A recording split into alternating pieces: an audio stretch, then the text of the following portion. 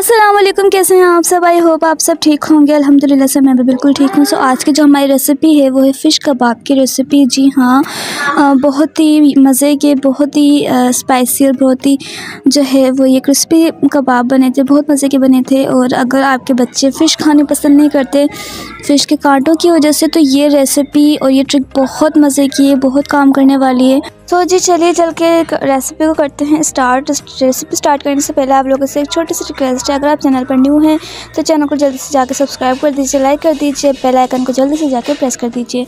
सो चलिए रेसिपी की तरफ। सो जी इंग्रेडिएंट में हमने यहाँ ले लिए हैं एक टुकड़ा अदरक का, 3-4 जवे लहसुन के, एक प्याज लिए हमने उसे मोटा मोटा कट कर लिया है, हरा धनिया है, पुदीना है हाफ कटी, और 3 जो है ना वो मैंने हरी मिर्चें ले ली।